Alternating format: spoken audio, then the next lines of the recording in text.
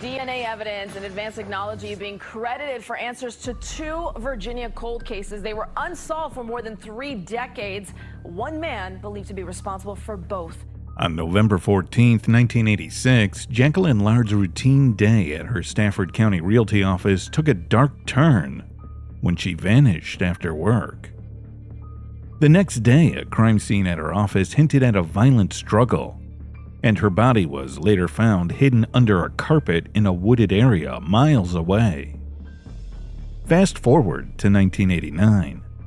Amy Baker, an 18-year-old visiting her family, disappeared on the way home. Her car was found abandoned, starting a mystery that lingered for decades. How did these two cases connect? And what breakthrough finally brought their closure in 2024? Amy Baker, a vibrant soul born on March 16, 1971, in Springfield, Fairfax County, Virginia, brought joy to her family as the cherished daughter of Mark Baker and Sue Eisler. In a significant life change, the Baker family, which also included Amy's younger brother David, transitioned from the bustling atmosphere of Falls Church to the serene community of Hartwood in Stafford County. This move was driven by her parents, Mark and Sue's desire for a more spacious home and a slice of tranquility away from Fairfax County's urban hustle. Amy, amidst adjusting to her new surroundings, frequently returned to Falls Church, a place brimming with familiar faces and cherished memories to visit friends and family. The Baker household was a nurturing environment, fostering Amy's blossoming interests. She had a passion for field hockey, showcasing her skills on the varsity team, and a love for capturing moments through photography. With artistic ambitions, Amy aimed her sights on attending art school in Savannah, Georgia. Meanwhile, she found joy in working as an event photographer at the local mall, where she would photograph children with seasonal figures like the Easter Bunny and Santa Claus, capturing joyous moments for families. In contrast, details of Jacqueline Lard's early life remain less documented. Born in 1954, Jacqueline was a dedicated real estate agent in Stafford County by profession. Married to Ronald Lard, who worked for the DEA, they shared their lives with their 2 children. While specific insights into her personal interests and background are scarce, it's clear Jacqueline was a committed professional and a loving mother, playing integral roles both at work and home. Hey there, the murder of Jackie Lard has never been far from the minds of those who knew her best. In fact, one woman we spoke with says this case has shaped her career. I always think about Jackie and any other realtor who's ever been abducted, abused, raped, or whatever, doing this job. It's been kind of my soapbox, so to speak. I'm an educator at heart, so when I'm teaching my colleagues in my office and talking with other colleagues that I might network around the globe, I always talk to them about safety and trusting your instincts. In the quiet of Stafford County, the disappearance of Jacqueline Lard on November 14, 1986, marked the beginning of a long, unresolved mystery. Jacqueline was wrapping up her day at Mount Vernon Realty around 9 p.m., unaware it would be her last moment seen alive. The subsequent morning revealed a chilling scene at her office, hinting at a violent altercation, along with both Jacqueline and her missing car. The Stafford County detectives, alongside the Virginia State Police Crime Scene Unit and the FBI, scoured the scene, collecting vital clues. It was only a day later that a startling discovery was made by 2 young individuals playing in a wooded area in Woodbridge. Jacqueline's body, concealed under discarded carpet, confirming her tragic fate. Her abandoned vehicle was later found in Fairfax County on December 18th, with further evidence gathered. This painstaking collection of evidence, although not immediately fruitful, would become crucial in the resolution of her case decades later. In March of 1989, Stafford County resident Amy Baker, 18 years old, was found murdered near the exit ramp from I-95 to Backlick Road in Springfield. Amy Baker's story unfolded in a similarly harrowing manner. On March 29, 1989, the 18-year-old's journey to visit her parents came to an abrupt halt on Interstate 95 when her car broke down. Leaving her blue 1970 Volkswagen Beetle, she aimed for a nearby Exxon station. Her absence from reaching home alarmed her mother, Sue Baker, all through the night, who, despite her attempts to rationalize Amy's delay as an adult decision, sensed a dire outcome by dawn. Sue's frantic search involved calls to hospitals, towing services, relatives, and the police, only to learn her daughter's vehicle had been found, abandoned the previous night. The response to Amy's disappearance was mixed, with initial law enforcement speculation suggesting she might have chosen to disappear. However, the circumstances, her belongings left behind, and the peculiar location of her vehicle contradicted this theory. Despite law enforcement deploying resources, including a helicopter, the family felt compelled to take matters into their own hands. Armed with homemade missing persons posters, Sue Baker and her sister-in-law, Mary Billette, canvassed the area. Their efforts were a testament to their determination navigating the pre-digital age's challenges to raise awareness about Amy's disappearance. The search culminated in a heart-wrenching discovery near the Backlick Road Bridge, where Amy's body, camouflaged by foliage, lay merely yards from her last known location. This grim find on Good Friday would forever alter the Baker family's lives. These tragic events, separated by years and circumstances, shared the torment of unresolved questions and the agony of families left in limbo. The investigation into Jacqueline Lard's untimely death saw law enforcement agencies, both state and federal, pooling their resources and expertise in a determined quest for justice. The collaboration spanned the Stafford County Sheriff's Office, Prince William County Police, the FBI, and the DEA, forming a formidable task force aimed at unraveling the mystery of her demise. Despite the extraction of DNA from collected evidence and exhaustive searches through both Virginia and national DNA databases via CODIS, the killer's identity remained elusive. Direct comparisons against numerous persons of interest and familiar searches yielded no fruitful results, leading the investigation to a standstill and eventually turning cold. The tragic discovery of Amy Baker's body marked a critical juncture in her case.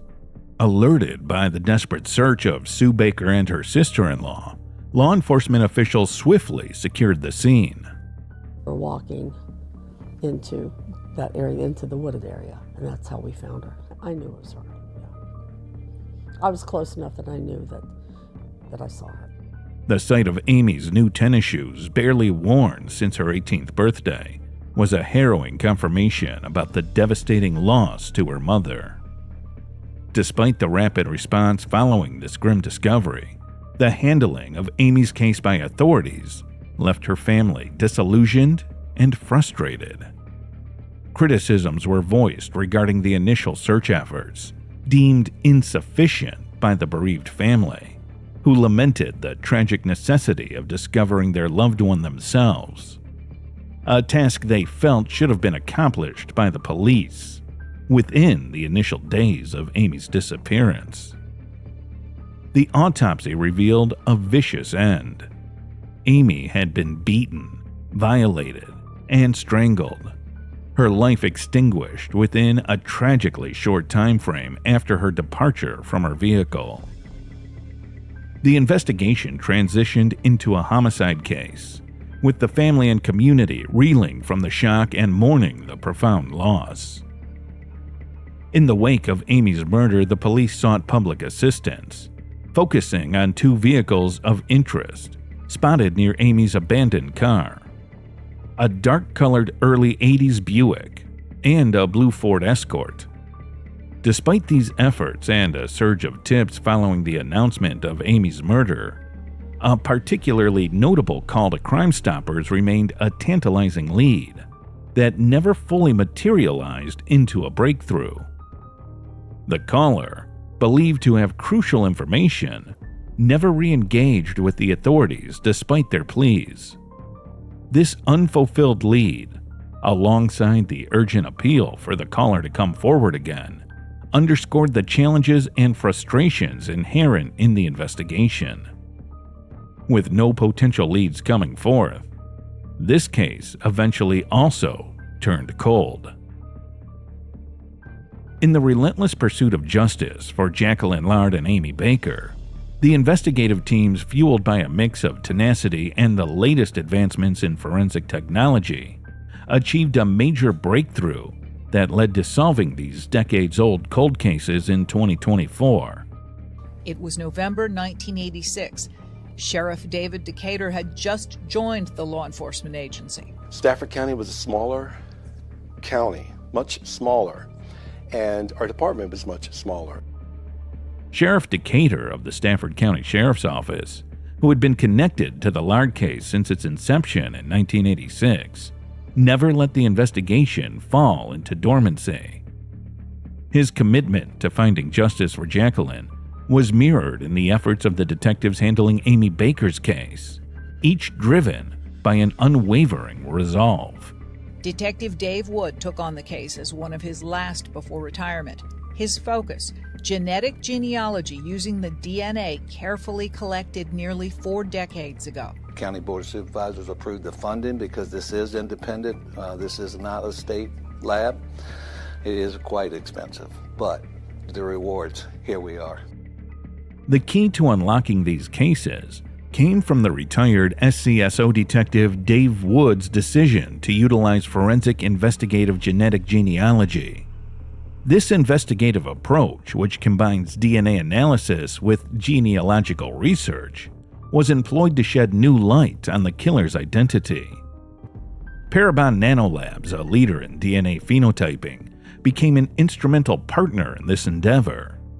Their sophisticated analysis linked the DNA evidence from Jacqueline Lard's murder scene to that of Amy Baker, conclusively connecting the 2 cases for the first time.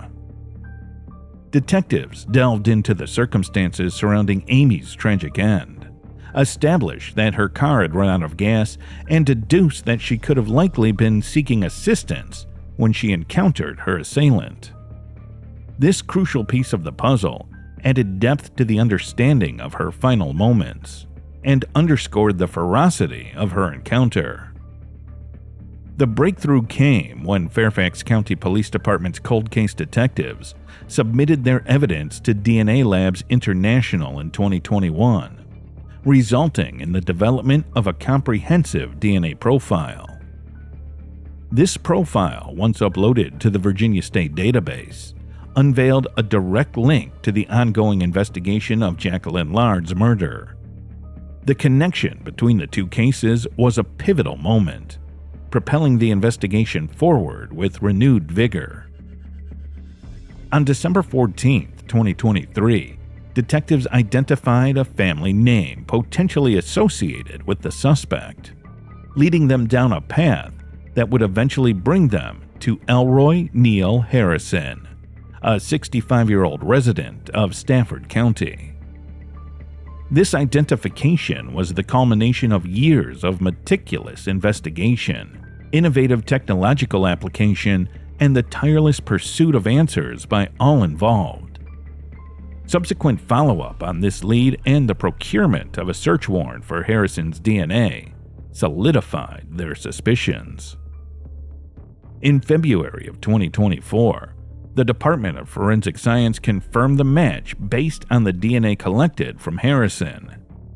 As a result, after nearly 4 decades, the mystery of who was responsible for the deaths of Jacqueline Lard and Amy Baker was finally solved.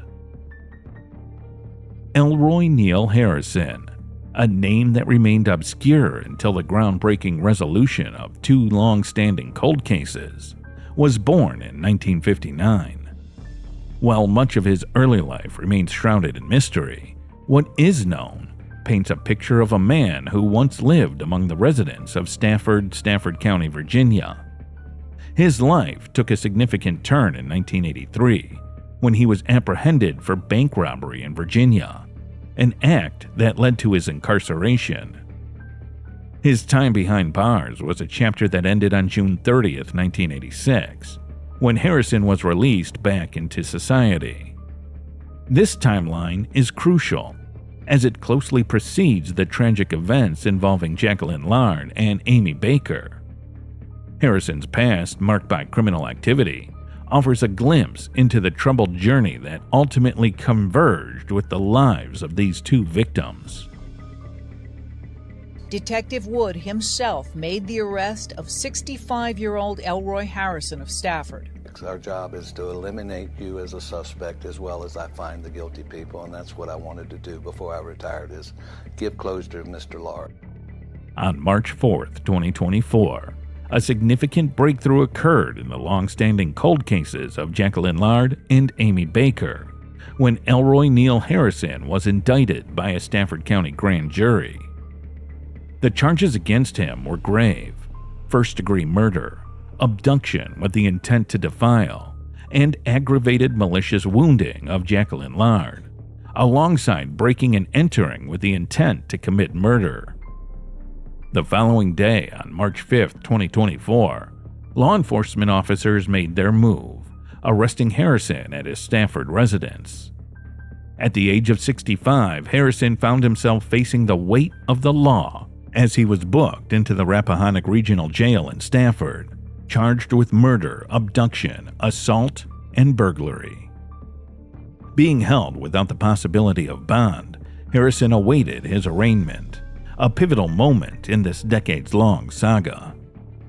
Scheduled for April 5th, 2024, this event marked the beginning of the legal proceedings against him.